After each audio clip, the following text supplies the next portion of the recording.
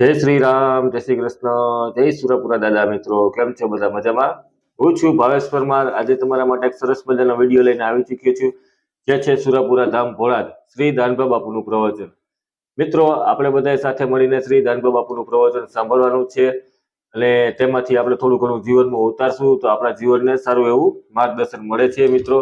જેથી હિસાબે હું આ વિડીયો બનાવું છું દાનભા બાપુનો પ્રવચનનો, જેના હિસાબે આપણને પ્રવચન સાંભળીને આપણને આપણા જીવનમાં આગળ વધવાની ખબર પડે મિત્રો.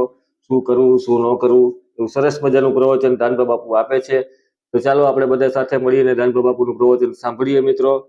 અને હા મિત્રો, ખાસ તમને એ કહેવાનું કે તમે કયા ગામથી વિડીયો જોવો છો તે કોમેન્ટ બોક્સમાં લખજો મિત્રો, જેથી કરીને મને ખબર પડે કે વિડીયો કઈ કઈ જગ્યાએ જોવાય છે અને તમને કેવા વિડીયો ગમે છે તે પણ કોમેન્ટમાં લખજો, જેથી કરીને હું એવા વિડીયો બનાવી શકું મિત્રો. અને કોમેન્ટમાં જય સુરપુરા દાદા લખવાનું ભૂલતા નહીં મિત્રો. અને ખાસ તમે કયા ગામથી જોવો છો તે લખજો.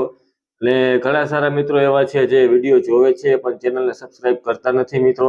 તો પ્લીઝ મિત્રો, ચેનલને સબસ્ક્રાઇબ કરી દો, જેથી કરીને મને મોટિવેશન મળે વિડીયો આગળ આવા નવા બનાવવા માટે. ને તમે લાઈક ને શેર કરી દેજો મિત્રો. સારું મિત્રો, તો ચાલો હું તમારો જાજો ટાઈમ લેતો નથી. આપણે બધા સાથે મળીને સુરાપુરા ધામ ભોળાદ દાનભા બાપુ શ્રીનું પ્રવચન સાંભળીએ. તો બોલો સુરાપુરા દાદાની જય. ઉતારેલી હોય ને, મારો ઠાકર એવું કે હવાર વેલા 5 ના પરોડીએ તો બહાર કાઢી નાખવું. પણ જો આપણે સુધરવું હોય તો હા એમ, કારણ કે આપણે એને બનાવવા ના નીકળતા, જેને દુનિયા બનાવી છે એને બધી ખબર છે કે તમે અંદરથી કેવા છો. કેટલા ગામના ગાળિયા કર્યા છે, કેટલાના બૂસ નાખ્યા, રોજ ઘરે ધક્કે ખવડાવો છો, પૈસા ના આપવાના થાય એ કરી લેજો. આ એ બધું નડે. હરામનું ખાવાનું બંધ કરો, પરમાત્મા રાજી છે. અને બાકી સાચી વૃત્તિ લઈને આજે 1 કરોડ ગુના હોય, આ ભૂમિકા એટલી પવિત્ર છે કે જગ્યામાં તમારા પાપનું બસકું મૂકી દો.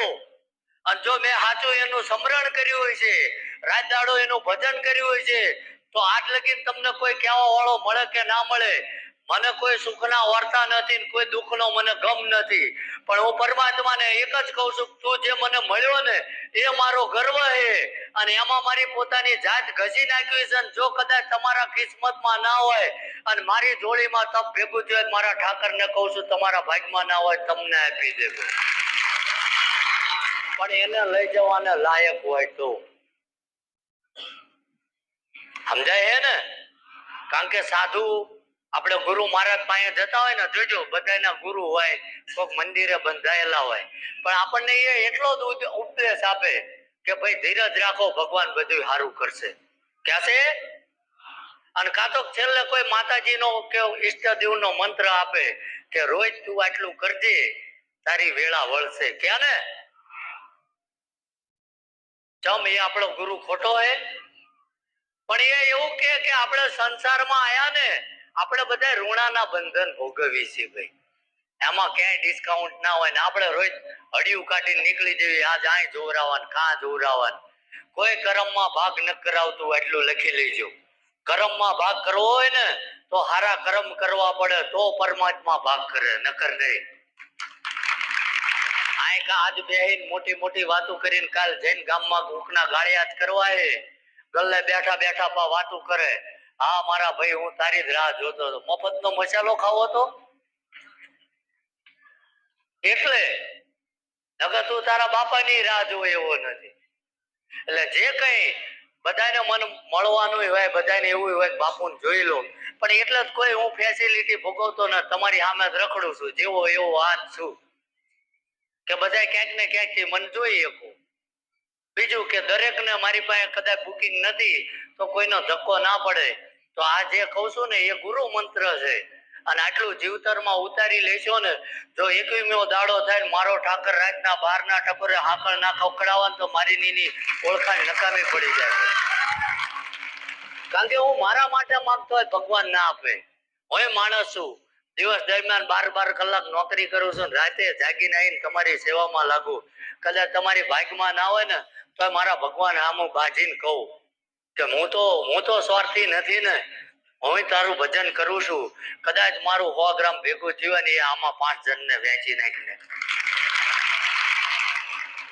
છતાંય આપણે પાછી પારકી પંચાયત કરી. બાપુ ઉપર શું કરે છે? હમણાં મેં કીધું એમ એ તો નહીં કરતો હોય. અમને અમારી જવાબદારીનું ભાન છે. અમે છીએ બધાય રાંધવા વાળા એમે છીએ. તમે આ બધો ગંધવેડો કરશો ને, અમુક તો ગોદડા અમને કાલ ત્યાં આગળ ગટર આગળથી મળશે. આટલા બધા ભક્તિ ભાવ ભક્તિ વાળા આવે છે અહીંયા આગળ. બધાને લાગુ પડે, બહેનો નહીં દે. આ નાના નાના બાળકોના ડાયપરો આ બધી તેમ સંડાસમાં નાખીને જતા રહો, આ વ્યાજબી વસ્તુ છે? આ અમે બધા જાતે સાફ કરવી. એક દાડો કરજો, અહીંયા જજો. આટલી બધી ખુલ્લી જગ્યા છે, નાખી દો ને. કમસે કમ મદદરૂપ ના થાવ તો કંદડવા હું કામ આવો છો? કે ખોટું બોલું છું? અને 50% આપણને હું નડે એ ખબર છે?